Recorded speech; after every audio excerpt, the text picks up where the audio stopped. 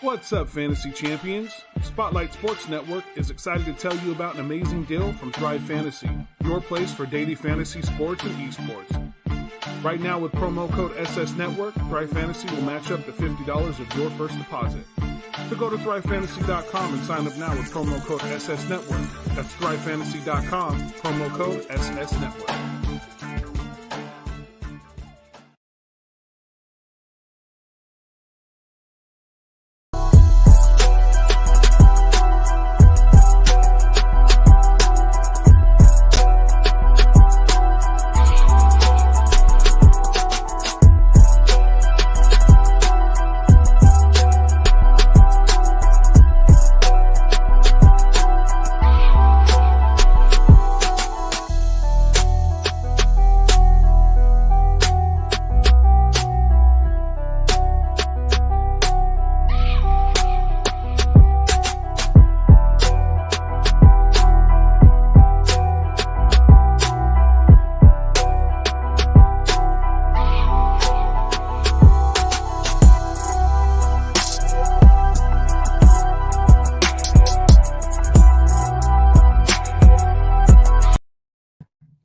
Yo, what is up? It's me, Key, and I'm back. I'm in the building with another 7,200 seconds podcast. The hottest topics in 7,200 seconds. I am Key, and I'm always in the building. I got my co-host with me, the hardest working man on the network, Coach Donte. What is going on, Donte? What is going on? 7,200 seconds is back. Been a long weekend. Seemed like it's been forever. Ready to get started. Of course, we took a break because we had the media day last week. So That's why you didn't see me. And for y'all who didn't see media day, make sure you check the Spotlight Sports Network, see everybody's interviews, including this guy I'm about to bring up. Well, as his co-host, we got Max from Max Coverage TV. What's going on, Max? Hey, what's going on, y'all? Thanks for having me on the show today. And I'm ready. Not a problem. But again, the hottest topics in 7,200 seconds. If y'all don't know what that is 2 hours. We'll be getting close to 2 hours as possible. But let's get into it. I know the Super Bowl's over with, and they had that sorry behind parade today. I don't know if y'all seen that. About 10,000 people showed up for the Rams Super Bowl parade, which I think is crazy. When the Eagles won the Super Bowl, it was like 10 million people there downtown Philly. So I don't know what was going on in LA, but very, very interesting. But let's get into it. Of course, the Rams are the real champs. You do have your the Bengals, of course, coming up short. But for the Rams, will this team be together? I think half of the team will be together. I honestly don't think Odell Beckham probably will be with the team because of the injury. Von Miller already getting interest in this offseason. Free agent start is already about a week away. And so, again, I think Von Miller going to explore other options somewhere else. I think they're going to resign majority of the team. I think Jalen Ramsey is going to be back. Definitely, he's going to be back with this team. I just have questions about Odell Beckham since he had the injury, the ACL tear. Again, feel bad with him. Glad he won a Super Bowl, but it's kind of feel like he didn't win it because he was hurt. But he played in the game, but he just didn't finish the game. I know that hurts him, so you're gonna have some questions there. I think Von Miller with his second Super Bowl, I think he's gonna explore options somewhere else. But I see most of the team coming back really on cheap deals. I think Robert Woods will be back with him next year, and I hate they didn't have him. He was another weapon. So yeah, man, I think half of the team will be back. I got questions about Von Miller and Odell Beckham. What you think about the team, Max? Do they split up? Do they bring people back? Is people retiring? What's going on? Yeah, so they're 13 mil over the cap. So that's the fifth lowest right now. So before we even start free agency, they don't have any money to really do anything. And they have, I agree with Donte, Odell, with him tearing that ACL, that's such a bummer for him because that just ruined his payday. And if he does come back, it'll probably be on a 1-year deal, like a prove it deal, like AB has been playing on for the past 3 seasons. But it sucks for I hate to see that for Odell, man. Like, like right when he was peaking, he gets hurt again. Sony Michel is another key free agent that they could let go. I feel like he's probably not going to come back. Of course, now with Cam Akers back healthy, we didn't really see much of Sony Michel anyways in the Super Bowl. So I feel like he's probably going to walk. And Von Miller, I feel like they can, make a deal with him to try to get him back on a sweet deal, maybe restructure some guys and get him back on a 1 year or something like that. Unless Von Miller wants to try to win elsewhere, he's getting up there in age, 33. I mean, he probably has about, I say like 2 to 3 good seasons left. But the big question is Aaron Donald gonna hang him up? Because that's the rumor right now, and supposedly he wants a huge payday. And they already gave the man his money the first go round. Why not? Aaron Donald is like the best defensive player I've ever seen in my life. I mean, 30. Crazy part is he's only 30. He's only 30 years old. Already got the Pro Bowls, the defensive player of the years, and now he got the ring to add to it. I mean, pay the man, get the man his money. I guess that's one guy that deserves some money, and you can never be without somebody like Aaron Donald on your team. He's always there. I never see him hurt. He's always in great shape. He's a freak of nature. Yeah, he's a freaking monster. Triple team. He's like one of the few guys I've seen getting triple team like on a pitcher. Like they snap it real quick. This man's getting like choke slammed by 3 guys. Like that's what you need to do to stop this man, bro. It's crazy. Well, as you can tell, the Bengals tried and failed. Yeah. So they tried to double. They tried to do whatever. Sean McVay called that one too. Like the last play, he was mic'd up. He's like, Aaron Donald's about to make this play. We're about to win the Super Bowl. That was pretty cool. Yeah. But Joe Burrow, he goes down. Apparently, this came out. Joe Burrow was playing on a sprained MCL. You did see him go down. Both quarterbacks actually came up limping, but they stayed in the game. With Joe Burrow and this horrible offensive line of his, hopefully they address that during the off season. Is Joe Burrow going down the path of Andrew Luck? Well, long as that offensive line keep playing the way they is, they gonna hurt them. As long as you don't give them no offensive line help, that's one reason why Andrew Luck couldn't stay in the league, because the offensive line could never hold up, and he was taking so many hits. But as long as that offensive line stay like that and don't protect them, and they don't draft that free agency and that offensive line in the draft, they're gonna get Joe Burrow killed. So I can definitely say, yep, they can get him hurt. You see, they got hurt the last game right there by that offensive line. He's the most sacked quarterback in the league this year, Joe Burrow. They're wearing him out already. As great as he is, he has the weapons. He has the running back. But I thought Joe Mixon played great in that game. I know the yards, didn't impress you, but Joe Mixon played pretty decent in that game. Really, he couldn't scan the field all game long. He couldn't really scan the field. Because that defensive line was getting back there. And give credit to Raheem Morris for adjusting as well. Because as you see, he started off running the 4-man rush, and he brought an extra guy, which is the linebacker. And I feel like, and Raheem Morris felt disrespected. You got a nerve to try to block a linebacker with a running back. You got a nerve to try to block a linebacker with a running back, and they would just run the running back over and get back there into the backfield. So good job by Raheem Morris, and he should be a head coach in this league one day. Raheem Morris is a very good defensive coordinator, but give credit to that Rams defensive line and the coaching of Raheem Morris. But yeah, they're gonna get Joe Burrow killed. They gotta give him some offensive line. Yeah, I agree. I mean, if you look at this team, they have a pretty solid foundation there right now.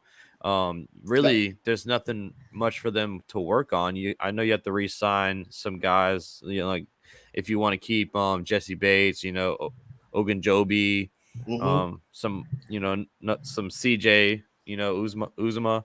Yeah. They're all free agents, but if you want to, keep the core intact, you really just need to focus on this O line. I would first do fourth round, just draft O line, like just focus on that. Everyone else is pretty solid. Like their defensive line is solid. They got some nice linebackers. You got to secure those safeties, but I mean, I feel like O line and maybe some corners for them in this draft. Yeah, they're looking good. I mean, everywhere else.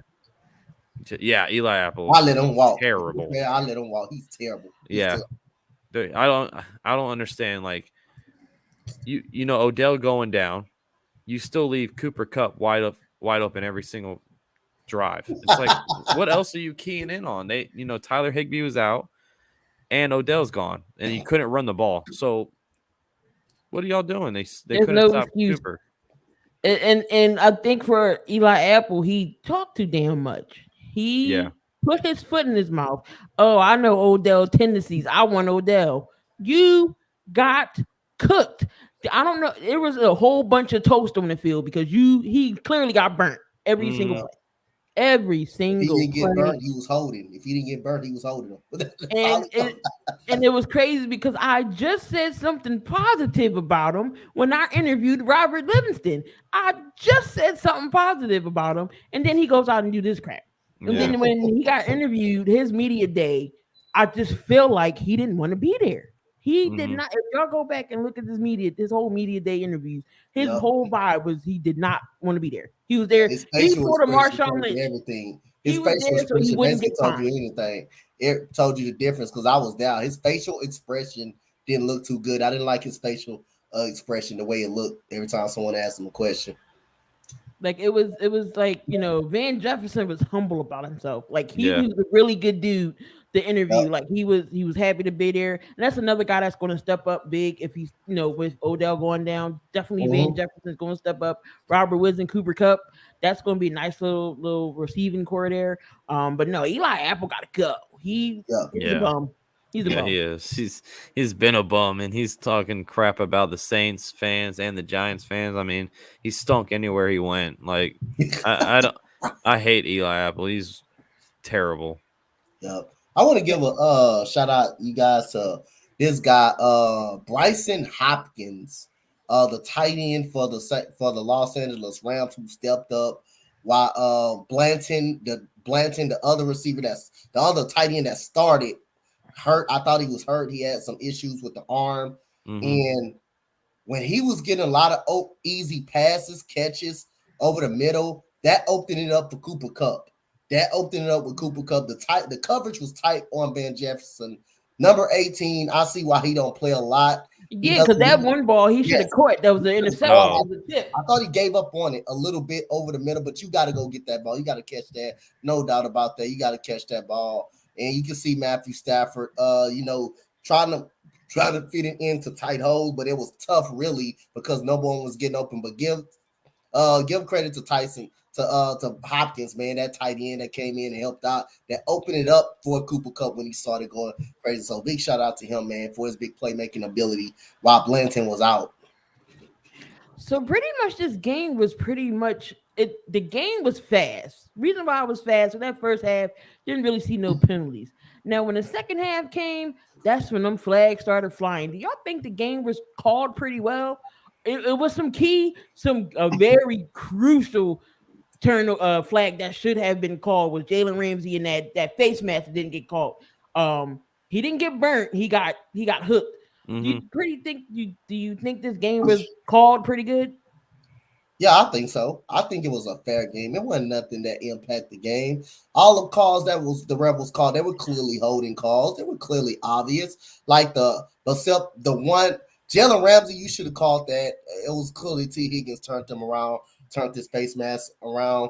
When they got in the end zone, you can see number 55, Wilson, definitely grab whoever that receiver was. I think Cooper Kupp, they were doubling Cooper Kupp because you had Jesse Bates right there over the middle. I didn't think Wilson need to hold him right there because Jesse Bates was right there, sitting right there, waiting on him. He clearly hold him. You can see him grab his waist. Eli Apple, you definitely can see a hold right there. I thought it was pretty fair, man. It was obvious. They were grabbing and all of that. They were grabbing yo. That was the Hargrave with that jump behind penalty. Why are you not in uniform on the field, dummy? Yeah, that was. I just remember they showed him sitting on the bench, like looking all like sad and stuff. Like, bro, that was so funny, man. They were clearly obvious holding calls, man. I didn't think the ref cheated them, and then. But that's what you get. They started panicking a little bit, man. They started panicking a little bit and try not to let them get in the end zone. I know you don't want to let them get in the end zone, but they were holding. You can see they were beat on every route pretty much when they got in the end zone. And you can see they were clearly obvious holding calls. They were clearly. Yeah, I agree. I liked how the refs let them play. You know, it didn't we didn't see a lot of laundry on the field in the first half, especially, but that one missed call that Key touched on was with the face mask. It was a huge turning point in the game. And then, you know, we didn't really see much after that until the Wilson hold. It was ticky-tacky for me. I mean, you're a linebacker trying to defend Cooper Kupp. Like, there's multiple linebackers in the league that's already came out on Twitter and was like, that wasn't that shouldn't have been called. But I feel like that was just the refs making up for what they screwed up on with the face mask call. 2 huge plays, but that call cost them the game. Like, I feel like that if it was 3rd and goal, I think they're on the 10-yard line. It would have been 4th and goal with 10 yards to go. I don't know if they would have converted that, but they hit that flag, and then that's when the whole 1-yard Cooper Kupp touchdown, Eli Apple on him. I don't know why, but yeah, I mean, I was okay with the refs, in this game. They did miss 2 huge plays, but other than that, they let them play, and I liked it. It kept the game going. The flow was nice. So Anthony Price got a good question. If OBJ was playing, would it have been a close game? The way it looked, it wouldn't have been a close game. I think the Rams probably would have won by 2 touchdowns at least if Odell Beckham was in the game. So you can clearly see the momentum shift when he went up out of the game, because they started double teaming Cooper Kupp, and nobody literally couldn't get open. Every time Matthew Stafford throw the ball to number 18, you see it was tight coverage. He had no window to throw the ball to. Van Jefferson, one-on-one, but he wasn't separating. He wasn't really separating. And you can see Matthew Stafford trying to put the ball there on him. There's just no window to throw it to until Bryce Hopkins stepped up and started taking those easy throws and start catching the ball. That's what opened it up for Cooper Kupp and Matthew Stafford on some connections. But other than that, I think Odell Beckham, they would have probably won by at least another touchdown or 2. They probably wouldn't at least won by another touchdown. Yeah, I agree. So Odell Beckham, I know he went out and, emotional, of course, winning his first Super Bowl. It sucked that he didn't get to play. He was still out there. Do you think he proved himself that, from the years with the Giants, he went through all the fiascos that happened in Cleveland with Baker Mayfield. He gets hurt, then he comes back and goes to the Rams and wins the championship. Has he proved himself he can still be that guy? I think around a complimentary quarterback that can get him the football and receivers just like this, I think he can handle himself pretty well. By being a number 1 receiver, I don't know about that. At this point of his career, I don't know about being a number 1 receiver at this point, but at this point of his career, when you're playing around someone like Cooper Kupp and stuff like that, he can be a valuable help. But at this point of time in his career, now you give me the Giants, Odell Beckham, in this stage of age, they're going to kind of figure you out. They're going to kind of take you up out of the game. They're going to kind of take you up out of the game and double you at this point. But this proves that, like, he still got it. He still is a great player when he's not really, and he shut everybody up. He shut the critics up, really, actually. That's why I'm so happy for Odell Beckham, because you see now, it was definitely Baker Mayfield in Cleveland. No doubt it was definitely Baker Mayfield. But at this point of his career, I think Odell Beckham proved a lot to the Giants fans and the Cleveland fans that it wasn't me, it was the organization. And I'm happy for Odell, but at this point of the stage of his career, playing around great pieces like Cooper Kupp and stuff right here, that you don't have to double a guy, or when Cooper Kupp gets doubled, that he can perform at a high rate. And hey, what a better way to keep continue with his career. I hope he can get back on the field. But hey, this point of his career, he still can ball, man. He still can play. Yeah, he proved himself. In my opinion, it does help when you're on the opposite side of Cooper Kupp, like Donte touched on. But I mean, you saw him out there. He was just watching him play. Running the routes. Breaking off the line. Now we don't know what he's gonna be like when he comes back from injury, but yeah, he actually this was his best quarterback he's ever played with in Stafford.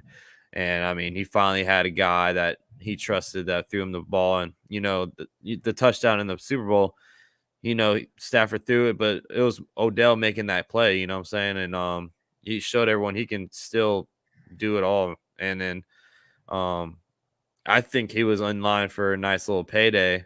I don't know if it would be for the Rams, but some team, because I know he wants to test that free agency market. He's never done it yet in his career.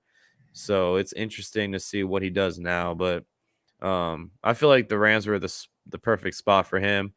We knew the rumors is either him or the Rams or Green Bay, and Green Bay was trying to offer him like the minimum, and the Rams offered him, I think, $3 million, if I'm not mistaken. But I'm happy for Odell. I was a huge Odell fan when he was with LSU. So I mean, I hope he comes back stronger.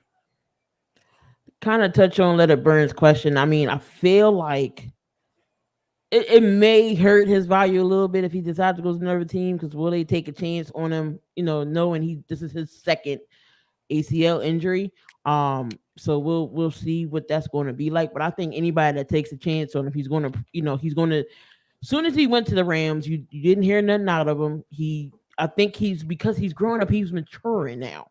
So I think he knows he just wants to go out there and play football, unlike Antonio Brown's clown ass, go somewhere else and just be a mockery of something. But I think Odell's matured, and he definitely wants to win. As you see, he did get a Super Bowl ring. Anthony Price said, "Who needed the ring more?" It's a good question as well. OBJ or Stafford? Man, I would say both, but I think I would go with Stafford on this part that needs the ring more. But I would picture in both. I think both could have been using the ring, could have used the ring. I'm glad they both got one, but Stafford, as far as in his career, being with a terrible organization and still throwing over 4,000 and 5,000 yards, then organization so bad, you had two of your best players in franchise history retire because you didn't want to trade them nowhere else. That's how bad the organization is. But Matthew Stafford knows how to come back and win games, knows how to stay poised. Sometimes he does. Sometimes what makes you upset about him is he try to go for the home run play all the time. Like in the first quarter, first half, like the throw to Ben Jefferson, and Jesse Bates picked it off. Nowhere in where he shouldn't have made that throw. He should have just at least tried to run the ball, get a couple yards. The other throw, that wasn't on him. That was on the receiver, more like not making the effort on it. But sometimes he makes you upset when he hit those home run plays, when he's trying to make something happen with his arm. Even though he does have a strong arm. But I feel like Matthew Stafford, man, he needed the ring batter. And then you come over here with the Rams. They trade for you. The Rams say all we needed was a quarterback. Jared Goff, what was the problem of this team? And we needed an upgrade. They got the upgrade. Matthew Stafford delivered delivered on it. If he didn't deliver, it was going to be disappointment. It was going to be disappointed if he didn't deliver, because the Rams gambled all of their chips for that moment that night, and he just came through with the deliver. So I feel like I'm gonna say he go on a nose of football. He needed a little bit more. But both, I just wanted to say both of them, but I say Stafford needed just a little bit more. Next. Yeah, I agree. Stafford definitely needed this more. I mean, 13 years is in the league. He's been talked about as, a great quarterback just on a bad team. And, he just basically shut everyone up that was making that argument. And, I don't this might have solidified him in the Hall of Fame, but Richard Sherman came out and said that he doesn't think he's a Hall of Famer. He was throwing out some stats and some good takes, but because I didn't know he only went to one Pro Bowl. He has no like all-pro teams. He didn't lead the league in touchdowns, or he has no MVPs. You know, he basically has like an Eli Manning resume without the rings, and now he has one. So I mean, I feel like he will be in the Hall of Fame, but he definitely needed this to I think for himself more importantly, because like I couldn't imagine being with an organization like the Lions for 12 years, you know, just constantly losing all the time. And I think Stafford needed this way more. Here's my thing about the Detroit fans. I don't know if I'm gonna go on a rant or whatever, but I don't understand why Detroit. I'm not saying all of them. I don't understand the ones that are so bitter.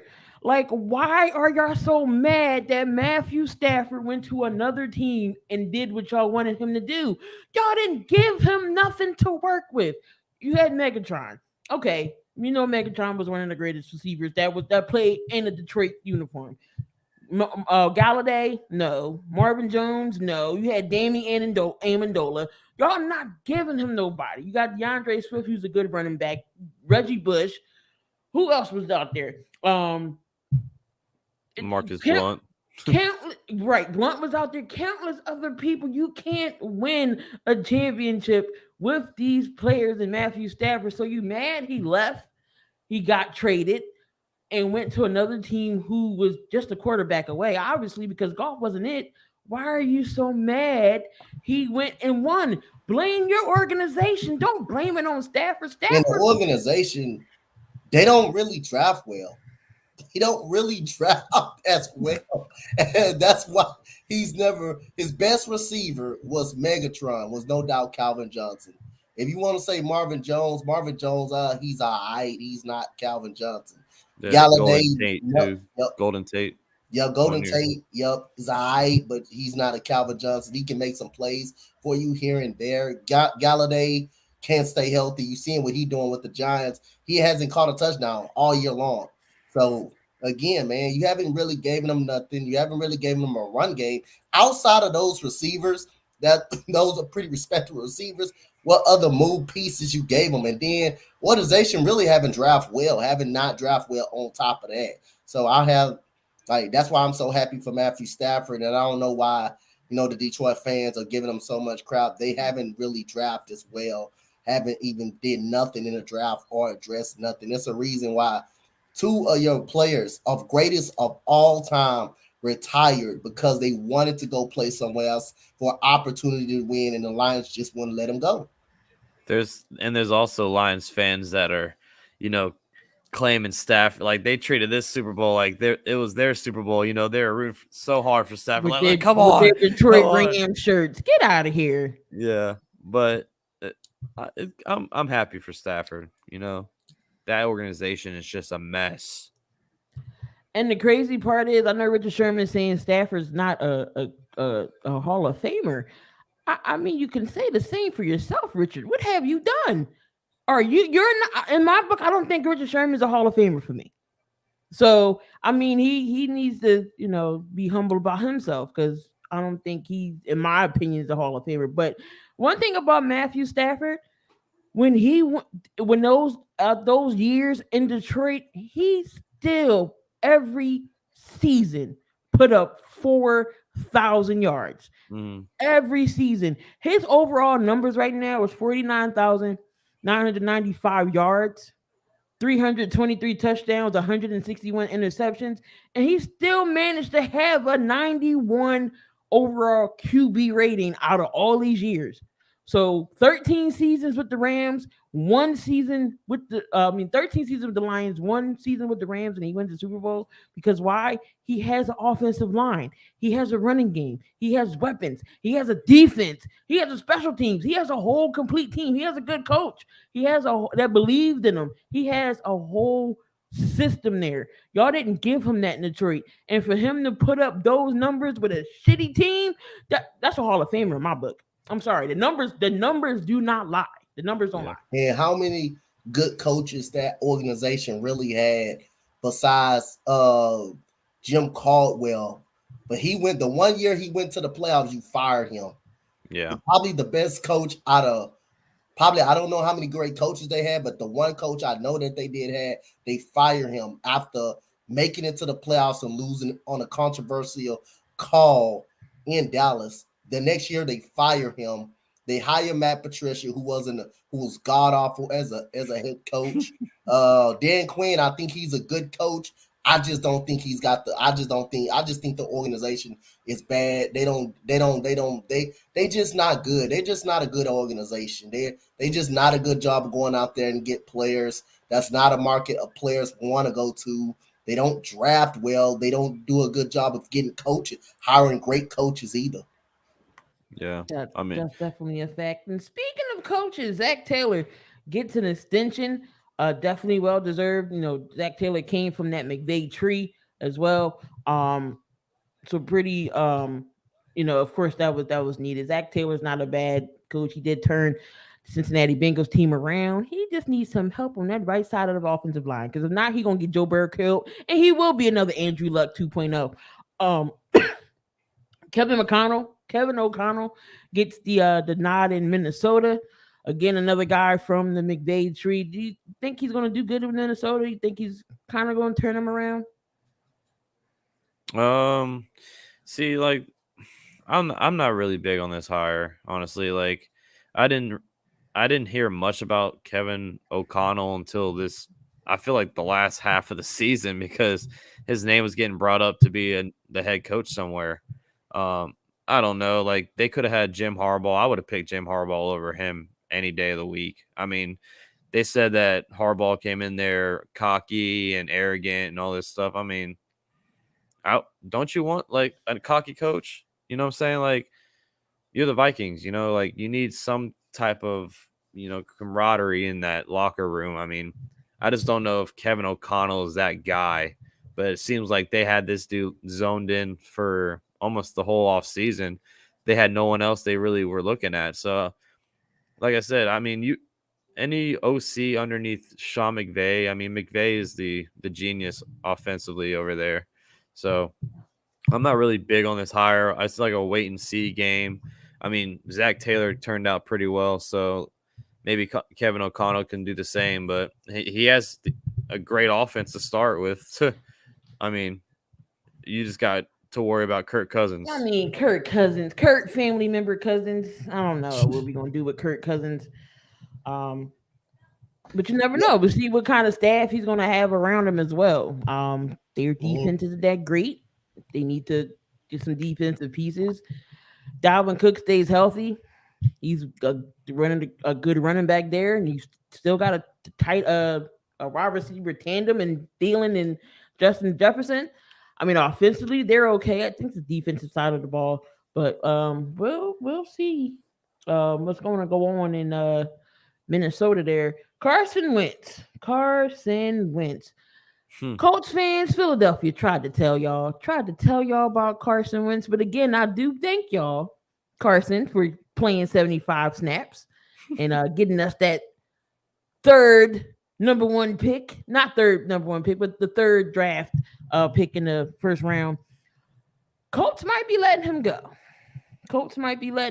So where does he go?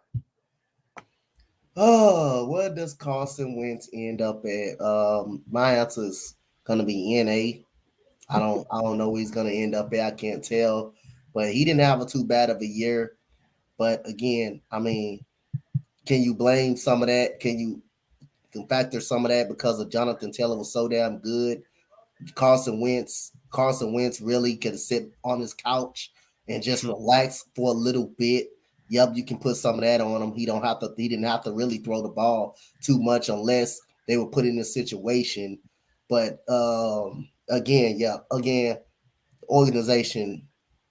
It's just Carson Wentz, man. He's got to be better, man. He's got to be better protecting the football. He has been better this year, but you can also throw Jonathan Taylor in there, how good he has been to where he didn't have to put himself in so many positions and opportunities to turn the ball over so damn much.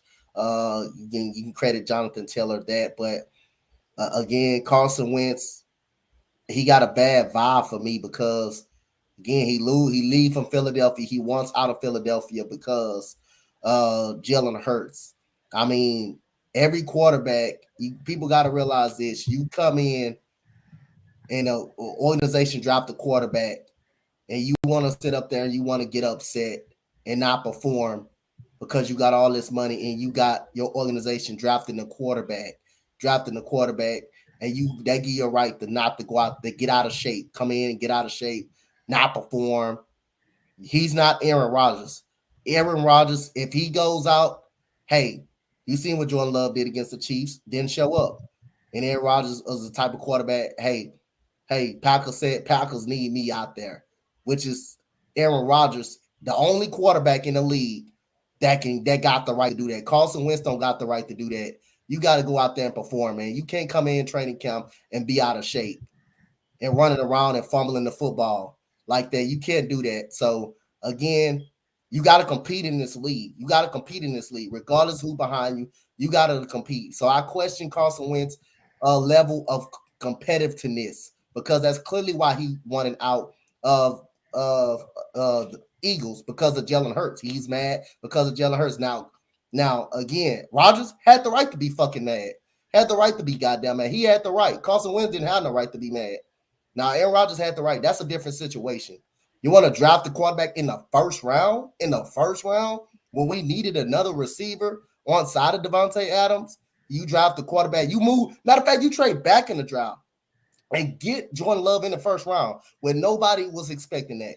Carson Wentz, you drafted Jalen Hurts in the second round. So that's not so much. That is pressure for you to perform, but that's not so much. If he gets out there and perform, Jalen Hurts probably don't play. He probably never plays. Aaron Rodgers, that's different because you drafted a guy in the first round. I'm the man here. I'm the reason why we are relevant. I'm the main reason why we are relevant, really. So that's a different situation. But again, we're going to find out with Carson Wentz. I think the Broncos will be an obvious choice. I think they desperately need a quarterback there. Pittsburgh can be an obvious choice right there. Those are the really two destinations that can really be the obvious choice. The Washington football team, I think they need a quarterback. They can use a quarterback as well. Yeah. What if the 49ers try to go trade for him and Jimmy G? Because Jimmy G doesn't want to be over there in San Francisco anymore. I mean, I don't feel like that's a much of a upgrade at all. I mean, I feel like they're the same quarterback, kind of.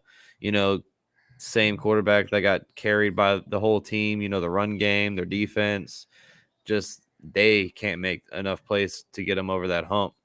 But yeah, Carson Wentz, I feel like his confidence is just shot at this point. Like, this is second team, and the whole thing with Philly happened. And then he comes here, he reconnects with Frank Wright.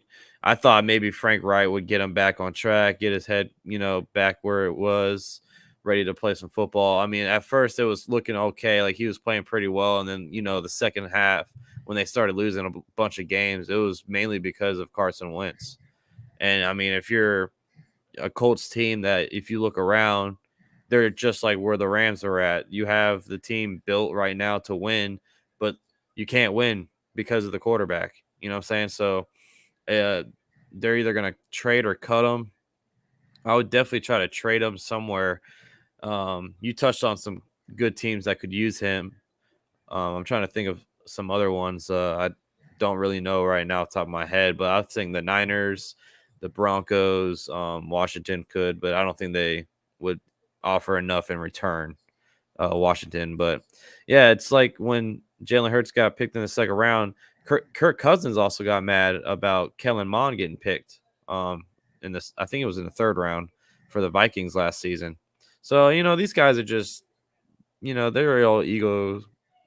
They all divas and stuff, and they just want to be the guy there. But some guys don't play enough They got to like that. March 15th, I believe, to to get rid of Carson, or if not, that guaranteed money is guaranteed. Oh yeah. So they're going to try to ship him any way possible. But going back to, we was talking about the coaches, Anthony Price's question. He said, "What new coach is in a bad position to fail?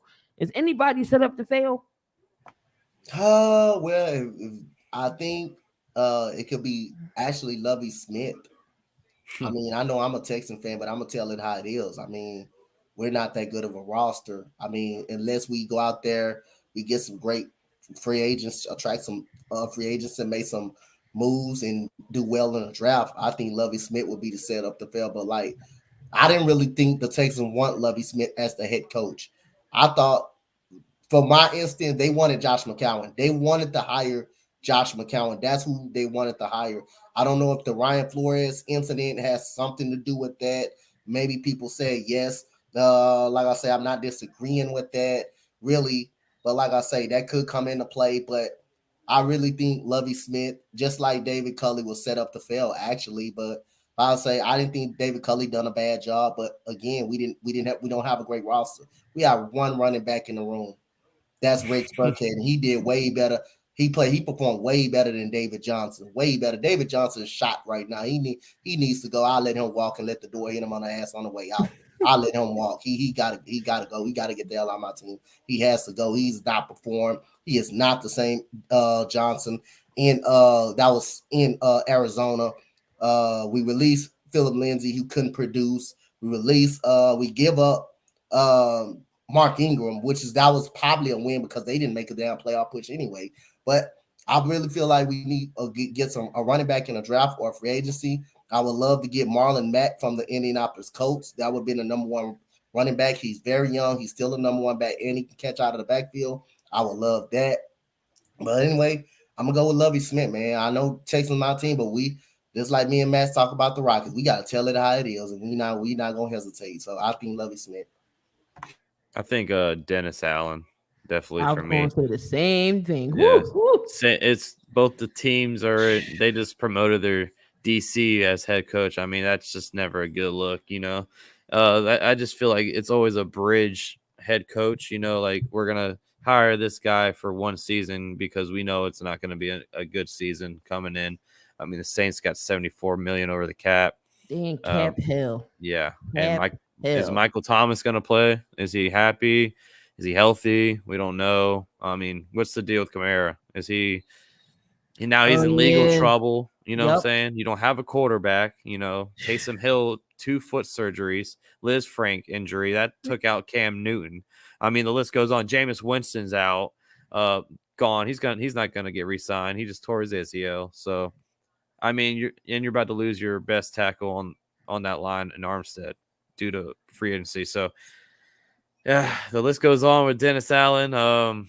Maybe the Saints are just hoping and praying that next year Sean Payton, you know, wants to come back and coach because he's still under contract until like 2024. But I think his contract is paused that he retired. So, like, he still has 2 years left with the Saints. So, I mean, both teams, man, Texans and Saints, they're not really built for success right now. Yeah, I don't pay some Hill that ridiculous contract. Why would you do that? I understand that Lovie Smith is an upgrade over David Culley, but man, you trust in Lovie. He said in his press conference, Nick Caserio said in his press conference, "Well, I have faith in David Culley. If you have faith, why did you fire the man not knowing he didn't have nothing to work with?" And not knowing we wasn't going to have a great season anyway. We had a great season for what we had. If you obviously be technical, we did beat 2 playoff teams. The defense was competitive, even though the numbers showed you otherwise. This defense was competitive. So Lovie Smith did do a great job with this defense. But other than that, what if Lovie Smith win 5 games this year or 4 games this year? You gonna fire him too after one season? So I don't know the direct plan this is. Right here, if you're gonna fire anybody, you gotta have a plan. If you're gonna get rid of a quarterback, what is the next plan? What is the next plan gonna be? It's gotta be somebody better. Lovie Smith is better, but I don't think we're in a direction where we can win now. At least we capitalize on the off season. It's like on the Saints, is like you said, like Max said, 1,000% agree with Max. I don't think Mike Thomas likes it there. I think he's gonna be gone. I think I think this is the last stint with the New Orleans Saints. Putting that contract in bond with the Taysom Hill. Now he's hurt. Alvin Kamara, you don't know where his state of mind is. You don't know what they're gonna do with him. Sean Payton gone. That's a downgrade. That's a downgrade right there. He's the best offensive genius in the National Football League besides Sean McVay. You have holes all over the offense. You're gonna lose your best offensive lineman. You don't have a good receiving core at that. You don't know who's going to be your running back this year. So I mean, both organizations right now is a mess. Then you can't sign nobody on top of that, and you're gonna lose people. The Saints are in more dangerous hell. Yeah. Yeah, with the Saints, they got to restructure of like 10 contracts. You got to pay Malcolm Jenkins, Taysom Hill. Don't forget about Marshawn Lattimore, Cameron Jordan, like all those guys. And it's like 2 players on the offensive line, an offensive lineman, you got to restructure. Like, I feel bad for Allen. He literally is he's in this is hell right now for him, trying to figure out what to do and restructure all this. I just feel bad for the Saints. I just feel bad for him. Now, Max, you are the D Green Bay Packer fan on the group. Does Devontae? We going into free agents, some good free agents in this class right here. Devontae Adams, of course, is number 1 on everybody's list. Does he go or does he stay? He's staying just because we're gonna tag him. Like, I want to see a long-term deal get in place, but the uncertainty with Rodgers, is he gonna leave? Is he gonna stay? We don't know yet, but I feel like the number one thing to do is secure his best friend on the freaking offense and this best weapon for at least one more year. If you want to keep him just one more year, go ahead and tag Devontae Adams, and then you got to restructure some stuff around because we don't really have any money as it is either. We're right underneath the Saints with the salary cap hell. We're 43 million over. Don't have any money, but we're trying to work a deal to make Rodgers the highest paid quarterback in the league. We're trying to offer him 47 million. See, I don't believe in this salary cap. I feel like it's a number on paper because, the Packers are a publicly owned team. They just sold $300,000 or 300,000 shares, about $300 a piece. So that's about $90 million that they just received from the public. So obviously there's something there that, you got some hidden money somewhere in there. So I feel like, we can work some contracts around, get this deal done, but we definitely have to get Rodgers on board if we want to keep Adams, because Adams, I feel like he won't want to play for anybody else, because if Rodgers goes to another team, I think Adams goes right behind him to that same team. So we got to tag Adams one more year, and then have all 3 of them in a room that you can just sit there and be like, what's the future hold from us? And yeah, we do have to extend Jair Alexander. That dude is a freaking baller. So right, paid Aaron Jones, so it's just like y'all gotta pay him, and it's just a crazy thing in Green Bay. I just felt like if y'all would have gave him another weapon instead of getting Jordan Love, I feel like we wouldn't be in this situation. We probably wouldn't be, and now years later, that was a dumb draft pick from Matt LaFleur. I'm like, come on. Like, after we saw Jordan Love actually end game do some things, I'm like, this guy, he stinks. I mean, like, it's still too young to, but like Rodgers sat behind Brett Favre for 3 years. I don't know. I mean, maybe he needs a little bit more time, but I'm not excited to see Jordan Love be a starting for my team right now. Now, another free agent I was looking at, Leighton Vander Esch. Dante, when I was looking at this, they're saying he could come to the Texans to help out y'all defense. Would you take a Vander Esch? On a cheap deal, I would take him. He can tackle, he can hit, but he can't stay healthy. He can't stay on the field. That's the problem. He's never on the field. He's always getting a concussion. There's no doubt about it. He can go sideline to sideline. He can tackle. Do I question his coverage skills? Yes, but he's never on the field. So hey, anything that can probably help the Texans, I really don't care. I want to see this team improve, but I'll be fine with it on a cheap deal, 1 or 2 year deal. a proven deal, but he's never on the field like that. He's never healthy. He's never there. Do teams take a chance on Chris Godwin knowing that he had that ACL injury? I know his time is up in Tampa. I feel like you, no doubt about it. You got to take a chance on Chris Godwin. A lot of people are going to be like, "Well, is he really that good? He played with Brady, and then he played alongside of Mike Evans. I mean, he was balling with Jameis Winston was the quarterback, and I feel like he's so explosive. Like God, that's what Godwin is so underrated just because he played across from Mike Evans. Like this guy he catches every single pass that is thrown his way.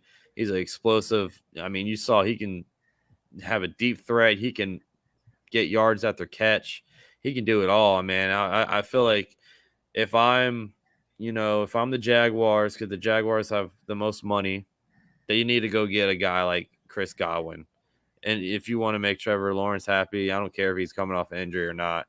Take off half a year, take off the whole season, get healthy. But future down the line, I feel like Chris Godwin's your number one guy. And, he can get you that 50-50 ball, toss it in there. He'll come down with it.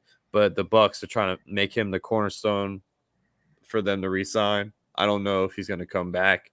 If Brady's not there, I mean, I wouldn't. Like, you're going to trust playing with Blaine Gabbert or Kyle Trask or trying to go get one of the – they're saying they can go get a veteran quarterback, but I don't know who else. I mean, maybe Jameis Winston comes back to the Bucs. Oh, Lord. They got Bridgewater. They can go get Teddy Bridgewater.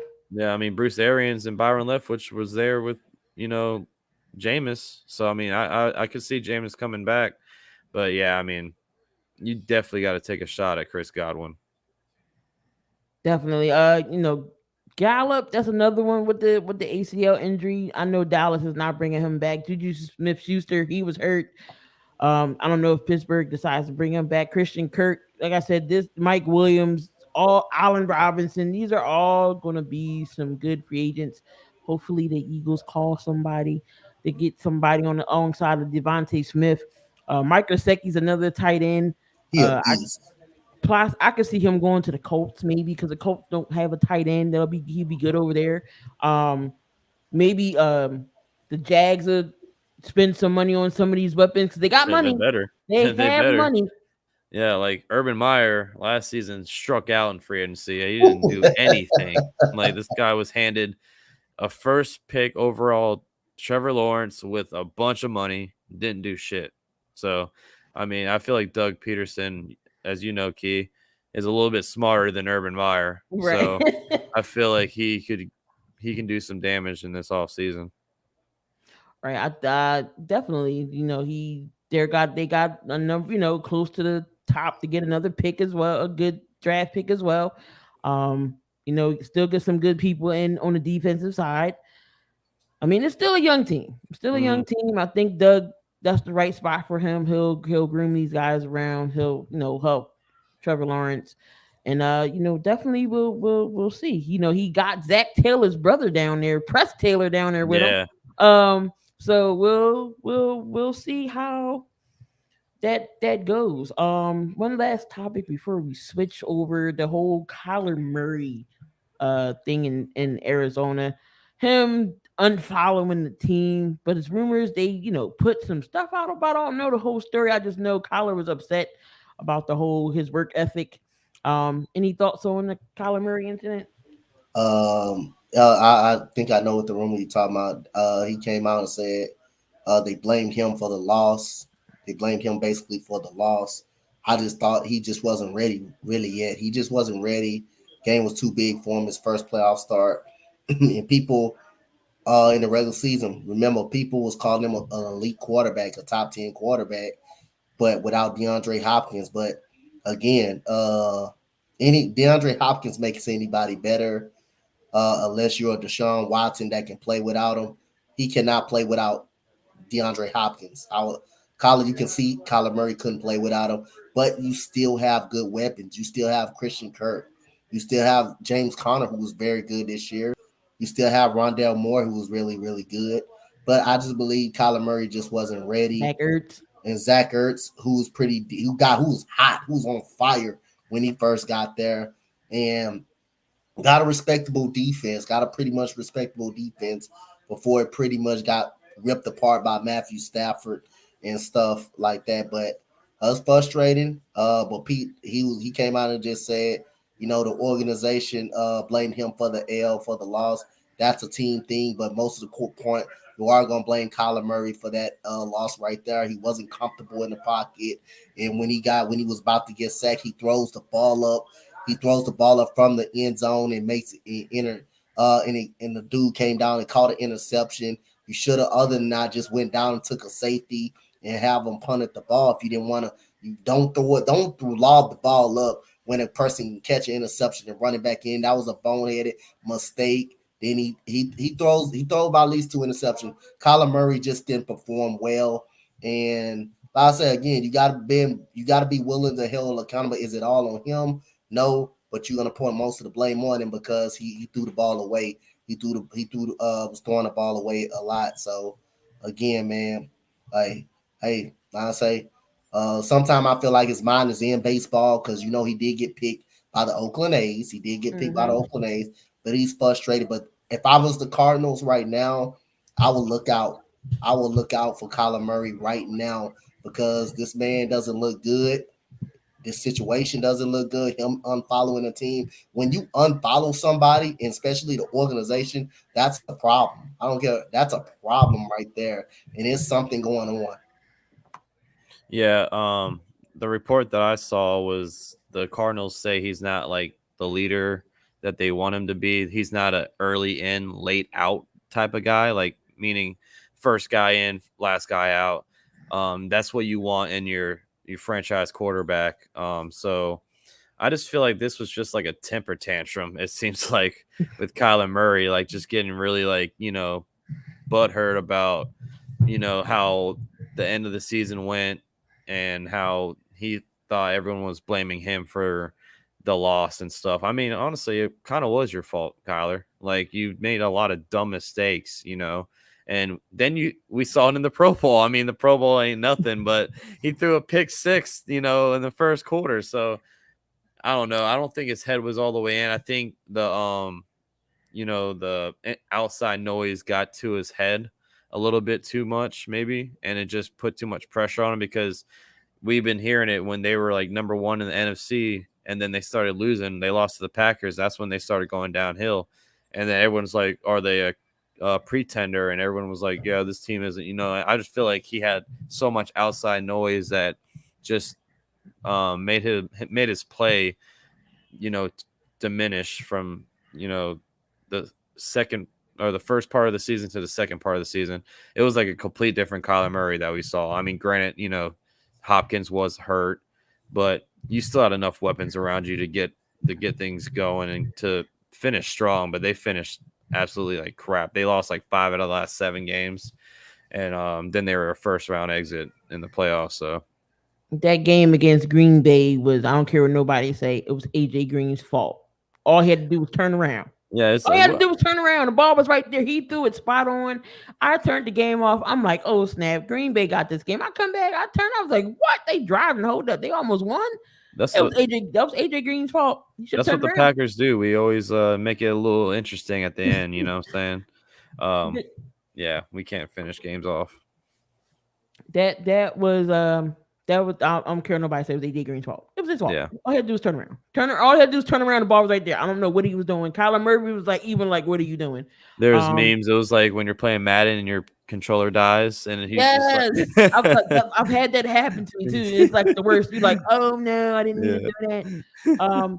But I got the top 10 the draft. Before we switch on the NBA real quick,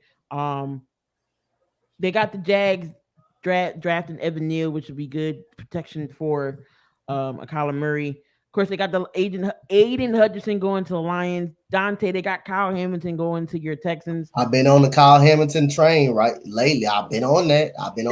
I have them in every mock draft Monday. I almost have Kyle Hamilton going in that spot right there. Of course, the Giants, not the Giants, the Jets, they got them drafting Akeem Okongwu. NC State offensive line, knowing the Jets definitely need some offensive line, but it's QB purgatory. And with the Jets, they I don't believe in Zach Wilson. They got Kayvon Thibodeau going to the Giants to beef up that defense for the Giants, especially they got Bryan DeBoer down there too, and Wink Martindale. Whew, I wouldn't want to see that twice a year if they did get Thibodeau. They got Sauce Gardner going to Carolina. That could be interesting. Him and JC Horn down there.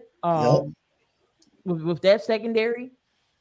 You got Charles Cross, another offensive lineman for the Giants, which they definitely need some offensive line to help out Danny Dimes.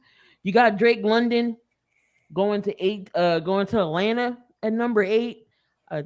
Another weapon for Matt Bryan. We don't know what's going to happen to Calvin Ridley. Is he not going to play? Then you got Devin Lloyd going to Denver, and number 10 you got the Jets getting cornerback Derek Stingley. So we'll see if that actually does happen. I like Stingley a lot. I like him a lot too. I like Stingley a lot. I like Sauce Gardner too, man. Sauce Gardner is a beast, man. He's a beast, man. Sauce Gardner is the real deal. I'm just afraid of what Howie's going to do at number 15. Y'all got 3 picks 15, in the top 20. 16, and 19. Yeah. I'm so petrified. I see y'all trading back I don't feel like you're gonna make 3 picks right there. I feel like you're gonna get some draft collateral somewhere. Like if somebody offers us a good deal or something, okay, I can see one getting traded, but it can't be just for any old body. If not, Howie just use all them bad picks to boost up your defense because our linebackers stink. And there's some good linebackers out there. If you're not going to get a Devin Lloyd, definitely go get Dean. If you're going to go for linebackers, because our linebackers can't cover a Cole. If Jesus down there himself was making plays.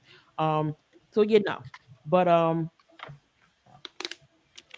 trying to see. Okay, we're gonna do NBA, and then we're gonna save our most famous segment here for last. This whole Ben Simmons. I thought I would never hear say his name again. But us Philadelphia fans, is happy that Ben Simmons is gone. But the one thing that rubbed me the wrong way was this whole press conference. ESPN is saying, "Oh, Philly fans, you should have supported him," but y'all were just blasting him just last year's. I mean, just this last NBA Finals playoffs in Game 7, y'all was just blasting him. Oh, he passed up offensive.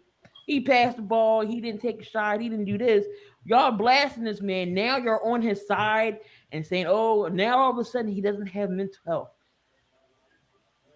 Will he do the same thing he did in Philadelphia with the Nets?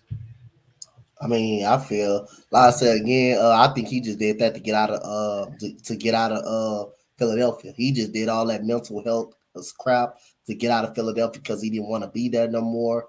We'll see. We'll see how everything goes. We'll see how the season goes. But he all of a sudden trying to get back to playing basketball quick as possible. I just thought he did everything unprofessional. By having a cell phone in practice, not participating in practice. I just thought same like James Harden did, unprofessional player. He's not professional at all, and you get people losing respect for you. But it depends on how bad the season going on, man. And trust me, when you don't perform well in playoff situations, I don't care what state, city you in. I don't care if it's in the White House. I don't give a damn where it's at. In President Biden's house. If you don't perform, you're gonna get called out by the fans. If you don't perform, you're gonna get called out. Think about if you go to the Knicks, if you go to LA, you're gonna hear it all day.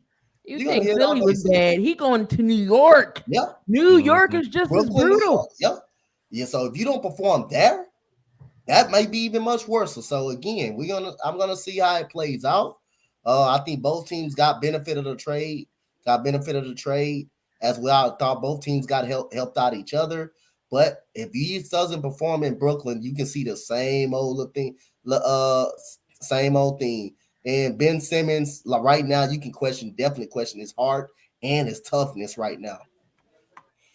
Yeah. I mean, the whole press conference, he was saying he's happy. He's happy again, all this stuff. Yeah, I think that all that was a facade. You know, like he was definitely like just nervous and scared to play in front of Philly. You know, Philly don't play; they'll let you hear it. But yeah, he could have done it more professional, like Dante said. I mean, I just feel like you just took the childish route. You know, like I saw some of the clips that you were talking about when he was in practice. He was just like everyone was huddled up. He was over here just shooting layups and like dribbling by himself. Like just if the attention's not on me, I don't care. You know what I'm saying? Like I just feel like he went the wrong way with it. We've talked about I feel like he can still play some basketball. He just can't shoot. But yeah, it's just how you carry yourself. He didn't carry himself like a true professional, and some owner of a team would not want that guy to be the franchise in the face of your franchise. So, I mean, definitely got to work on some things, personally. But yeah, he could have handled it a lot better than what he did. I just feel like he used like you said, he used the mental health and illness as a cop out, and he's throwing it in people's faces who really do, or have the mental health and illness issues on a daily basis that struggle. Like I feel from someone who has the whole mental thing, illness thing, it's a struggle every day, Mm-hmm. and for you to use that as a cop out, Ben Simmons is a baby. He's used to getting privileged all his life. He doesn't hear the word no. Mm-hmm. He doesn't have the heart that Philly represents to play here. You got to have tough skin to play in Philadelphia. Everybody knows that. But one thing about Philadelphia fans is we definitely are loyal and we're supportive. For all of them who said, "Oh, y'all didn't support him," are you kidding me? For 5 years, you did nothing to improve your game each and every year. You did nothing. So how can y'all say we didn't support him when we did? You Yeah. can't shoot free throws. Why we can't leave you out on the floor because they're gonna do a hack a bend. We can't put him to the line. He shoots horribly. Mm-hmm. He shoots horribly. So it's just like he's like, oh, it wasn't about the money. It wasn't about this. So what was it about? Just say you didn't want to play in front of Philadelphia. Just say that. You was all butthurt because Doc Rivers was asked a question, can he win with Ben Simmons? He flat out said no. Mm-hmm. Yeah, and even Embiid had his back. He went and talked to the fans on the court. It was like, he's our brother. We need to support him. You know what I'm saying? So even he came out, and then eventually Embiid was like, screw this guy. Like, you know what I'm saying? I've reached my hand out. He didn't do anything about it, so I'm done supporting him. If he's not on our team, he can get out of here then, you know what I'm saying? So apparently Joel was the only one he didn't talk to. He talked to everybody else. Talked to Doc Rivers, talked to the owners, talked to teammates, except Joel. I mean, I like the route that Joel Embiid took it, and I like the route that Max took it. So I'm gonna go on another route right here. I like the way when he said in media practice when Joel Embiid, when he was there, when Ben Simmons was there, everybody had a different vibe, and that's when he was dribbling the ball and not being in a team huddle. He said, "What about Ben Simmons?" Joel Embiid said, "Man, I'm not for the baby this man. I can try to beat out for him, but if he doesn't want to be a part of this team, then I'm not worrying about that. I just worry about the guys that want to play for this team, that want to be out there." So I like what Joel Embiid said. You shouldn't have to kiss nobody behind and baby nobody and put your hand out for nobody that doesn't want to be there. You have literally teammates that try to come see you to try to, in your support, want you back, and he brushed them off. He doesn't want it. So again, what I like the Joel Embiid said, we're not for the baby this man. We're just gonna continue to practice hard, work hard, and continue to guys and help these guys get better, that wants to get better, that wants to play. Not a guy that's not trying to get better and be professional until he's traded up out of here. So you don't post a baby nobody, you don't post a kiss nobody button right there. And if you're Doc Rivers, if you know a guy is not involved, why would you not kick him out before then? Why they have to wait till you tell this man, come on, do some drills? Then you want to decide to kick him out. If the man is not fully engaged from the start of practice, kick him out. Don't let him come to the gym no more. So the second day he waited, he told him to come. Ben Simmons said, "No, I'm not going to do it." Then he said he kicked him out. But you knew that when he had the cell phone. You knew that when he wanted to get in the huddle. Why let the man come to practice? And the media told him that because I watched it. He said, why would you continue to support a man that doesn't want to be here? Why would you continue to let him come to practice when he doesn't want to be here and he feel like that's his job? Your job is to address the goddamn situation. If the man doesn't want to be a part of the team, why have him on the floor? Why have him at your practice facility? Getting in the way, just being out there, getting in the way of the other guys that want to get better, that want to practice. So, I mean, I like the way Route with Joe Embiid said. Yeah. And I hope this happens. I hope the Nets play the Sixers in the playoffs. And, you know, Ben Simmons has to come back to Philly no matter what. Oh, well, he already got to come back March 10th. Oh, yeah, that's right. He said in the press conference, he was like, I don't know if I'm going to be ready. That's a bunch of BS. Just flat out say you don't want to come, you don't want to play that day. Look, the media's already saying he's calling out sick that day. Oh, yeah, for sure. And, like, he's not hurt, right? Like, he's fully healthy. He's fine. Fully good. He's good. He's fully good.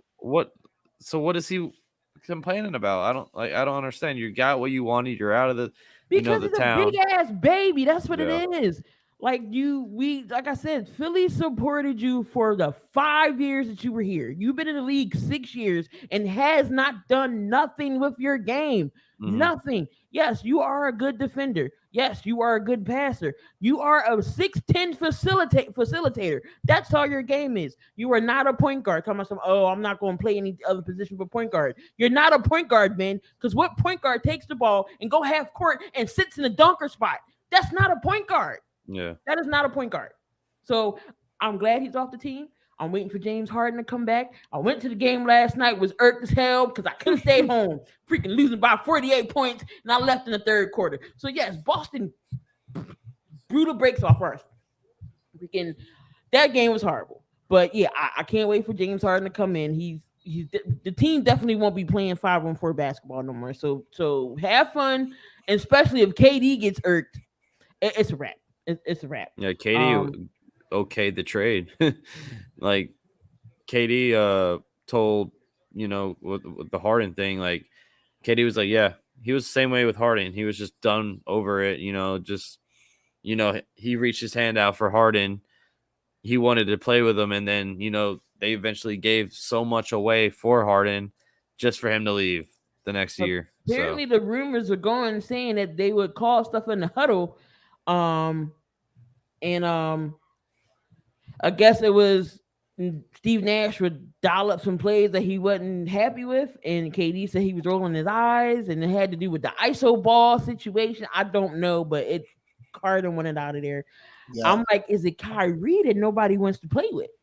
I think that's what it is too. With Harden, he's not a big fan of Kyrie playing with Kyrie, but at the same time, man, you got to be professional, man. You have to be professional.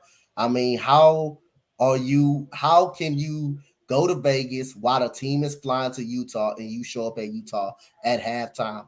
How does you do that? So that's unprofessional as hell. I mean, again, that's why Daryl Morey made the deal, because that's his guy. He lets James Harden do what the hell he want to do. I mean, me and Max can tell you this. We can experience it. The man was coming to practices late, film rooms late, flying out to LA in Vegas while the team is flying to a road trip. He shows up the next day. James Harden is not a leader. He's not a leader. Yes, he's a great player, but he's not the person that you want to lead your team. And I wouldn't be surprised if it's some more problems and it would work, because James Harden's not a big fan of giving the ball in the post to players. Dwight Howard, he tried that experience. He didn't like it at all. He wants a guy that wants to do a pick and roll actually and play above the rim. And Joel Embiid is not that type of person that wants the ball. And he has to realize this is Joel Embiid team. Mm-hmm. You're just going to be another piece added. If they key on Joel Embiid, then you get yours. But this is Joel Embiid team. And it's going to be interesting to watch after the All-Star break, to watch how Harden does this. Because, like I said, it can easily not work. It can easily work if James Harden wants to make it work. But Daryl Morey is a big fan of James Harden, and that's why he opted in to stay. And that's why I think in the offseason, Daryl Morey is going to pay him. We'll see if it works or not. I just know it's an upgrade from Ben. I don't care. Look, I told you, y'all could have got Jesus himself to play. It don't matter. Anything is better than Ben Simmons. It sucks that we gave away Steph Curry because now we're missing the shooter. And Paul Millsap came in off the deal. We don't know what we're going to do on buy-ins, but I'm just glad this whole Ben Simmons thing is freaking over. So, to the Lakers. I know the Lakers has been very abysmal this season.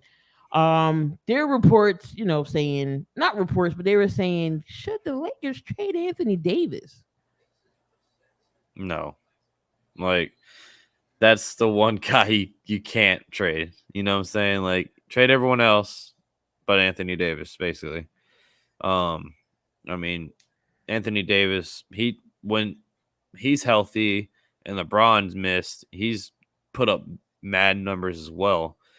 They just don't have a supporting cast surrounding those two players, like at all. I think I like Malik Monk. He can score, but he's still young. He's still developing, but I like Malik Monk, but everyone else, Russ is not the same Russ, anymore. He's a liability out there. And then, I mean, they don't really have any other big men. They got Dwight, they have DeAndre Jordan, but they suck. They all suck. Jordan stinks. Yeah.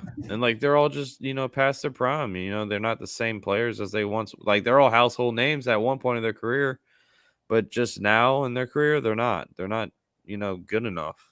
And I just feel like when this season started, when they were getting all these guys, I'm like, this is an old ass team.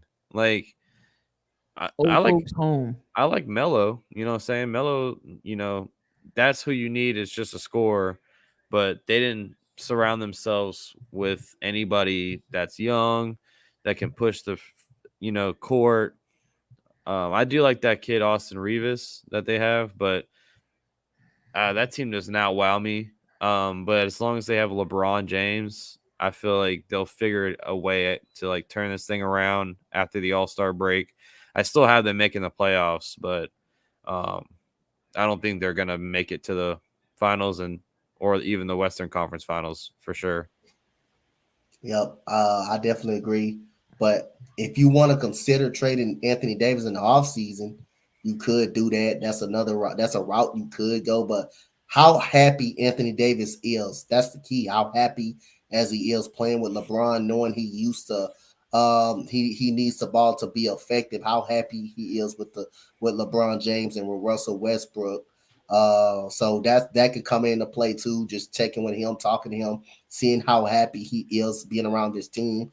And me and Max on the same boat, man. I think the Lakers gonna find a way to figure it out. As long as you got LeBron James a part of your organization and your team, you're never out of a situation. You're never too far behind.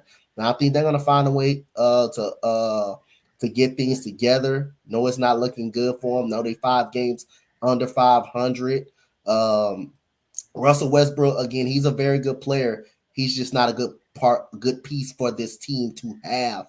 And for us, LeBron James, I mean, somebody got to tell him to get back, sit back, and let us make the moves, man, because we all know that he was a part of saying no to that Buddy Hield deal that would have been by far a better fit for this team. And this team probably wouldn't have been in this situation. So sometimes, like Tyronn Lue said, and that's why LeBron James respected Tyronn Lue, because he said, hey, sit back. This is my team. I'm going to handle this the way I want to handle it. And you see that resulted in a championship, and you did not see LeBron move a smudge or say a smudge long as Coach Tyronn Lue was there. So if LeBron don't respect you, then he's going to run all through you. If he doesn't respect you, and like I say, he got that type of power. If you don't do what he says, he's gonna threaten. He will be a threat to leave if he figure out you're not trying to do anything for him or to appease him. But again, I think they will consider it this offseason, moving on for Anthony Davis. It just depends on how Anthony Davis feels about this organization, if he feel like he can coexist with these guys. So if Anthony Davis gets moved, who takes him? Yeah, I was thinking that. I'm like, who would you want? Like, what would you want to return? I mean, he's definitely worth 2 firsts and somebody. You know what I'm saying? Who would take him, though? I have no idea. He'll be tough. It'll be tough to see who will take him, but he's gonna have some people and some teams out there that is very much interested in him. I'm just like the vibe that I get for this team. Like, feel like Anthony Davis is not the same anymore with this team. It's not the Anthony Davis that I'm accustomed to looking at, scoring consistently in the post, where really he's never been a post player. He's always a guy that will face up on the wing and just shoot the ball. But he's not comfortable playing the 5. He's just not comfortable doing that. And that's why most of the time he gets a lot of wear and tear on him, because he has to guard these big old guys in the paint. So sometimes it could be definitely him being uncomfortable playing his position, because he's a 4. He's not actually a 5, even though he can play the 5 position. But I think playing him at the 5, he feels uncomfortable with that. Yeah, for sure. I mean, maybe Utah would reach out and maybe try to offer Rudy Gobert and some get picks. that French fry out of Utah. I can't stand Rudy Gobert. Yeah, oh my God, he's terrible. I don't either. But he would. I don't know. I just don't understand. I don't see what you need a lot in return for AD, and you definitely need to choose a team that has a lot of picks like the Thunder. But then I'm thinking, like, player wise, who do the Thunder have that could help the Lakers right now? And I don't see that. I mean, maybe Shea Gilgeous plus some picks. That could be a nice little return. But then you have to move Russ after that. You know what I'm saying? So it's going to be a domino effect if they do end up trying to trade AD in the offseason. Can you see AD with Charlotte, him and LaMelo? They don't really have a big person. I know they was trying to move away from PJ Washington. I mean, Jordan can make some moves. Yeah, and they just got Montrezl Harrell. I feel like Charlotte, that was a good pickup by them. And I mean, if I'm moving AD, I want LaMelo and maybe a first for AD. But Charlotte won't make that trade. Yeah. I don't think they would. So it's just going to be a wait and see game. And then I think about it. You already had one ball brother in the Lakers. You saw how that happened. You see how that went. Yeah. So, but that's definitely interesting. AD to go. He's always injury prone. He can't stay healthy. The Lakers got to do something. Apparently, they gave up the Christian Wood and John Wall for Westbrook deal or something. I'm like, how you not pull that trigger? It was Wall in a first. No, it was Wall, and the Rockets wanted a first and Russ, and they denied it because they didn't want to give up a first-round pick. Christian Wood, no team. I mean, we couldn't find a team for him or Eric Gordon, so I don't know. I feel like Eric Gordon would have worked perfectly with the Lakers. I've been saying that for couple weeks now. I'm like, that would have been a great pickup, even though he is old, and that's what the Lakers like is old players. But Eric Gordon could give you a nice shot off the bench. Right. And the one thing is LeBron, he wants players he can gel with. The thing with the Lakers, they don't breed young players and groom them up. THT, he stinks. Malik Monk is an exception. He plays well. Russell Westbrook's not the MVP Russ we used to see, and I don't know what happened with Westbrook, but he just won't accept being a role player anymore. He won't accept it. It's like, bro, that's what you are now. Right. You know what I'm saying? You're not the face of the team anymore. He plays better off the bench, in my opinion. He comes better off the bench, but that's the Lakers' issue. With all the trades that went down, what team was the winner? What team was the loser of this trade? I know we talked a little bit about this. Sacramento, Indiana. The Pistons beat the Celtics. Ain't this a bitch? Oh my goodness. Sacramento, Indiana definitely won the trade deadline for me. I thought they made some good pieces to help their team out. And Tyrese Halliburton has really been a great player since he went over there to the Indiana Pacers. And Buddy Hield's going to fit in there soon. Sabonis definitely an upgrade of anybody they got in this. They got as a center over there. Hope they can get in to the playing scenario soon. I think the Clippers done a good job too of getting Norman Powell and Robert Covington, give them a huge boost as well, man. So I thought they all done. I thought them guys have done a great job. Them three teams to me have done the most, and they have done a great job to help out their teams right there. I like what the Pelicans did as well.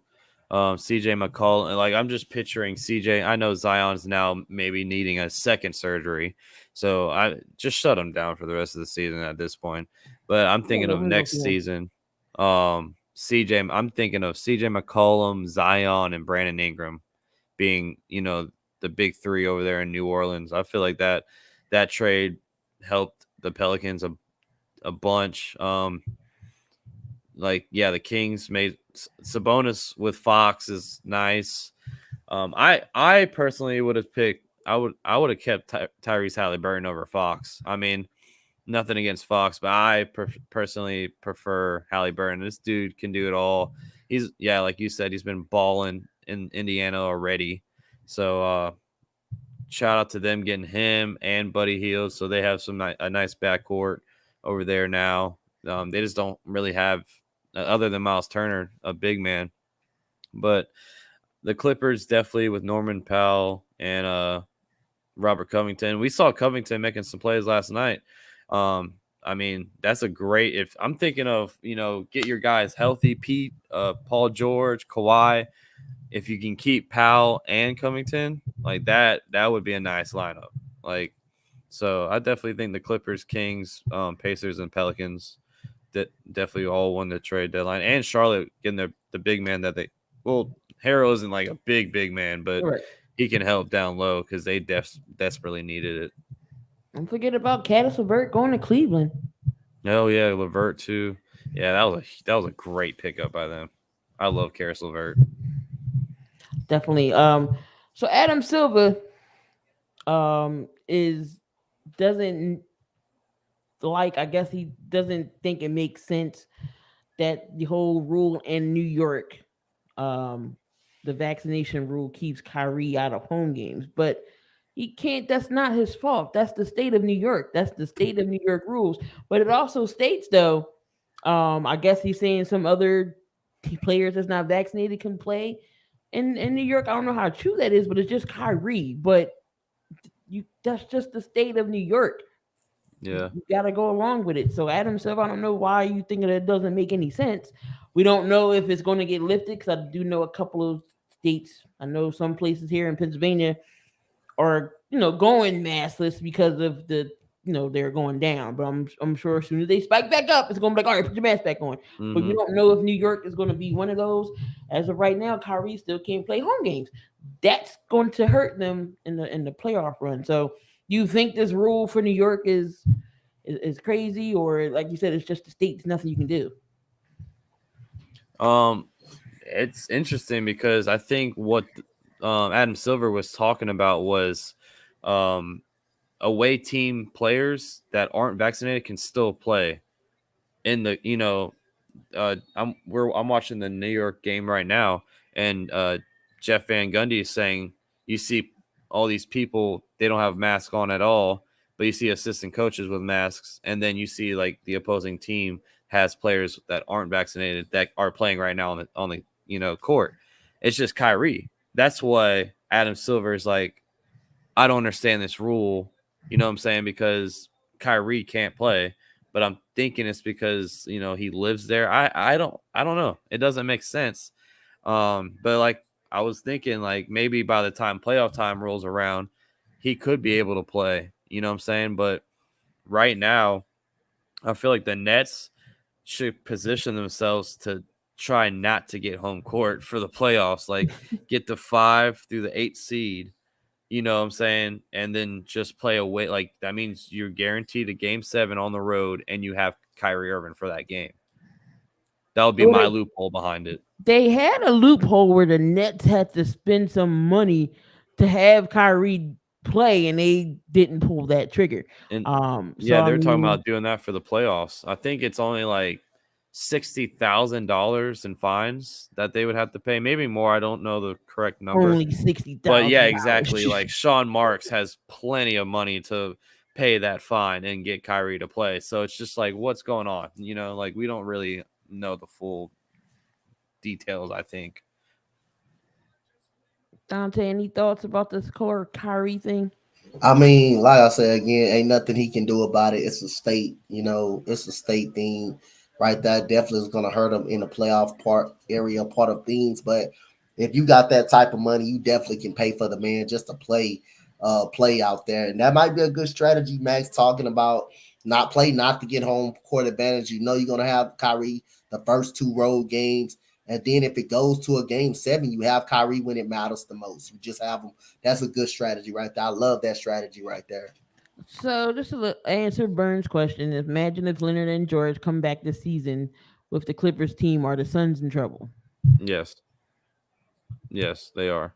I mean, Kawhi and Paul George, like I said, with freaking Powell and Covington, Zubac, throwing Reggie Jackson in there. I don't want to. He stunk last night, but yeah, that team could take down the Suns, I feel like, because just defensively, they're stacked and they can try to lock down Booker and Paul, but they would give them the most headache to stop that backcourt. No, it's 2-3 point game with the Nets and the Knicks. Yep. Yeah, the Knicks are blowing it. I agree. I think the Clippers can make it tough. I don't know if they will beat them, but I think the Clippers will make it tough for them. Having Paul George and Kawhi on the same court, two good studs, and having somebody that can knock down a shot at any point of time in a game when you need one, that will be a big help for the Clippers right now. That will be a big help. And I think, they will be able to compete with the Suns and Warriors. I think having them two gives you a chance to compete with the Suns and Warriors. And the Rock, speaking of the Suns, they are losing to the Rockets right now. Hey. The Rockets are up 56-48 with 4:33 left in the second. See, it's because we were talking so much crap about them earlier, Donte. They're over here winning. Appreciate you. This Knicks, the Knicks were up. I think they were up big on the Nets earlier. Yeah, and now they're blowing them out. They were killing them. Yeah, now they're losing by 3. So that's started the Knicks season right there. All right, so we're gonna end this with our little favorite segment, Max. So you are a part of this. This is Donte's favorite segment here on the show.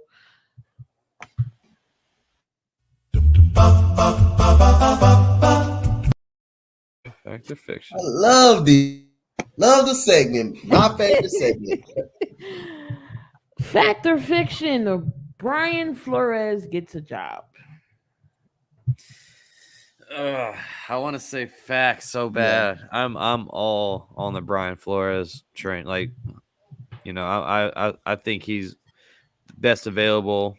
Before he sues the NFL. Of course, that's gonna cause the drama and probably cost him a job.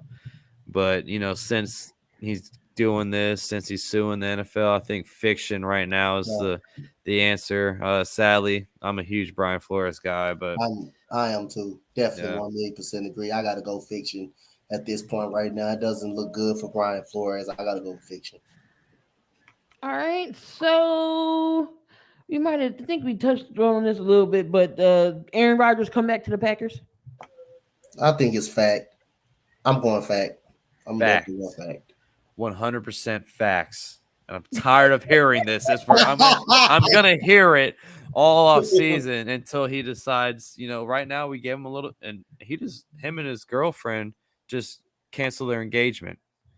So he needs to be by himself. I know he'd be going through damn body else. He'd be going through breakups like left and right. But listen, he's dealing with some relationship issues right now. We're gonna give him some time. We're gonna let him get some air. 2-time back-to-back MVP. You know, I already bought the shirt. The shirt's on the way, baby. But it's fact. He's coming back. All right, so it's fact or fiction. Will Deshaun Watson play in this upcoming season? Ooh. I say fact. I say fact, but it won't be with Houston. Yeah, but it's all gonna come back. Thank you, Chad. That's right. That is damn right there. But it's all about the legal problems with Deshaun Watson. They said by the summer, they should have all the legal stuff situated with him. So we'll see if he gets that settled, he'll play next season. Donte, you saying fact too? Yeah, I'm saying fact. It won't be with Houston though, but it's gonna be somewhere else. Fact or fiction? Ben Simmons takes a 3-point shot with the Nets. Now you saw those. I saw some videos. He's over there shooting some threes. I'm gonna bold prediction. I'm gonna say fact. Just because he's out, I heard rumors about this now. Just because he's out of Philadelphia, he's attempting 3-point shots now. So it's a possibility he may do it. He may attempt one. I'm gonna go bold prediction. I'm gonna say fact. He may do it. I'd say fiction. Now with that team, now with the Nets, you don't need if he's shooting threes, that's when you know you got a problem with Brooklyn, man. If I'm Steve Nash, I'm like, bro, why? Why did you even try that? And it looks like speaking of the Nets, look at the Nets are going to come back and win this game down 26. They're going to beat the Knicks. Steph Curry had a big game, 20 points. Cam Thomas with 21 points off the bench. Andre Drummond, 11 points, 19 boards.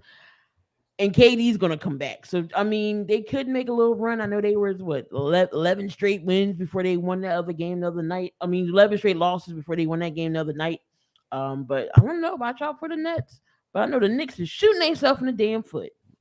This is a huge win the Knicks should have had. Mm-hmm. They have not played good this season at all. And Damian says fact that Ben Simmons will take a 3-point shot. I think he will. I'm gonna go bold prediction. I went bold prediction on that though. And before Boston lost, they was on a 9-game winning streak. But I'm still gonna throw this question out there: fact or fiction? Boston's a title contender. That's fiction. They ain't no damn title contender. That's fiction. But title contender. I'm gonna go with fiction also. You just got. I'm putting Brooklyn when they're all healthy. I'm putting Philly, Miami, all the Bucks, all above the Celtics right now in the East, and the Bulls. And one more: did Giannis now put himself back in the MVP contention talks? Is that a fact or fiction? That's facts. That's facts. We had a segment on the Fadeaway podcast. We think Giannis the best player in the league right now. Right now, we know LeBron James can be the best player every single season. He can win MVP every year. So is Giannis. Giannis just got to get his man credit, man. The way he stayed with the organization, but give the organization credit that they put guys around the guy, shooters around the guy, another playmaker in Jrue Holiday. Another guy who can knock you down a shot when you need one in the clutch, and Chris Middleton. I'm gonna go fact, man. I think this guy is really, really good, and I won't be surprised if he comes back and somehow wins the MVP. But I got Joel Embiid with the MVP, winning the MVP right now. But that's a fact. That's no doubt. 50 points last night. That's no doubt.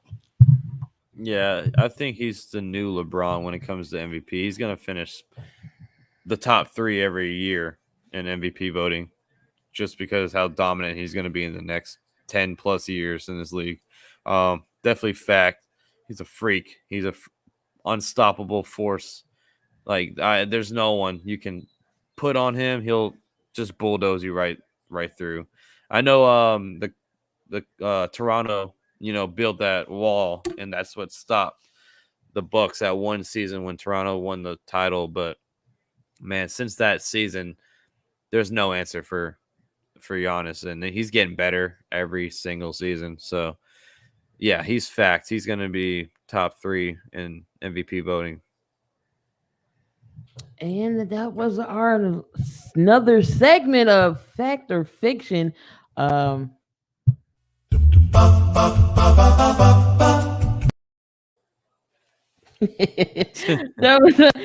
was our Fact or Fiction. But before we go, any last words, thoughts, comments, concerns? Man, great show. Hey, great show, man. Today, man, another great show. My boy Max. Guess what, Max? We beating the Suns about 8, but we got to come out the locker room though. So hey, that's one thing we got to do. So the third quarter is our kryptonite. It's always that's all season long. Well, I'm just waiting. I'm just ready for the combine. I know football season's already over, but I'm itching for that combine. To see that free agency is going to be awesome to cover. I can't wait to jump on here with the free agency frenzy that we have planned. We got a lot of good things coming up on this network, and I'm glad to be a part of it. Thank y'all. I know we're going to be of course covering draft day, and the last 2 drafts. Y'all got to see my reaction. So you got 3 this year. I'm gonna have gray hair by the end of the night. I'm telling you, this dude Max went on a 2-minute rant about the Yankees last night. I thought I should put that in perspective when we get. I hope we can get some baseball. We can get the baseball podcast back. But he went on a 2-minute rant on the Yankees. So I can't wait till we get some baseball to see this man do some streams with this man Yankees team. But he can go on a 2-minute rant with the Yankees. Just had to throw that out there. I have my blood was pumping, man. The Yankees, I get gray hairs from them. It's been that's how I feel about the Phillies. 13 seasons now. I haven't seen a championship. So I mean, and it seems like every single season we're the favorite to win, the World Series, and we can't even make it to the fucking playoffs. Shoot, y'all couldn't even get past Boston. Exactly, and we got destroyed. The one Yankee game I ever been to, well, I went to Yankee Stadium. It was like 2 years ago. It was against the Red Sox. We lost 11-1. Ooh. And we didn't get a hit until like the 7th inning. I was so fucking mad. The one time that's how I felt last there. night. The one time I go to a game, y'all getting your asses kicked. Like, I don't understand it. Yeah, it's. I just hope they get a deal going.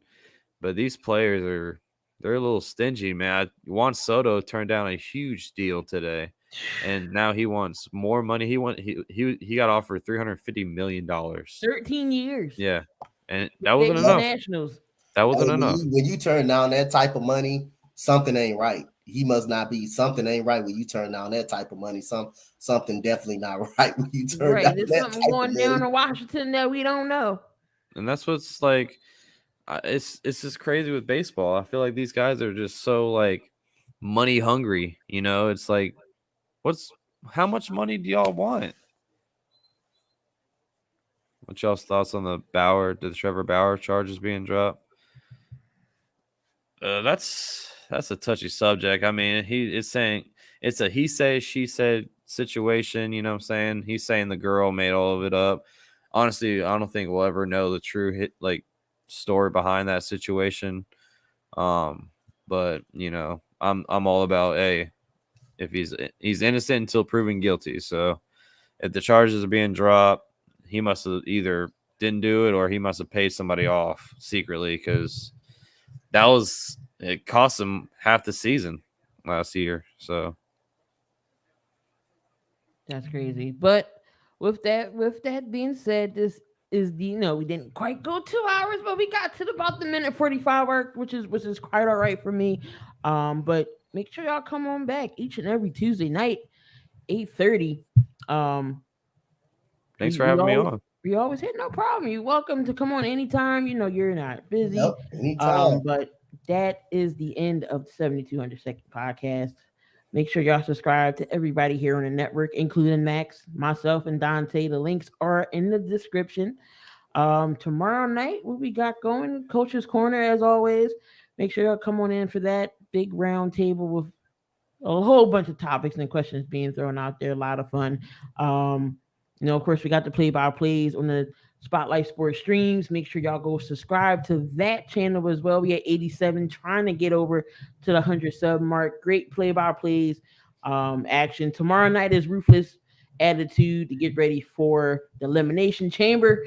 That's coming up this weekend. And Goolie's doing a whole bunch of all-star NBA, so he's doing a game, he's doing Saturday night, so it's a lot of stuff going down on the network. So make sure y'all comment, like, and subscribe to the channel. And for everybody here on the network, y'all, we are out of here. See y'all on another live stream. Be safe, guys. And I can never find the dang on intro when I need it. There we go.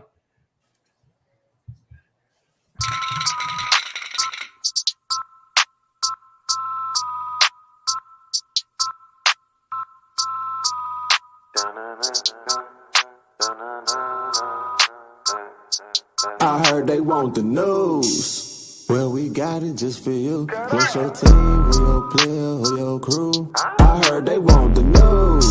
The spotlight is on you, and if you in the hot seat, it's times two. I heard they want the news. Come tune in to the crew, but we got the hook up just like black and blue. I heard they want the news. Spotlight Sports, what it do? Hit subscribe and that like button too. I heard they want the news.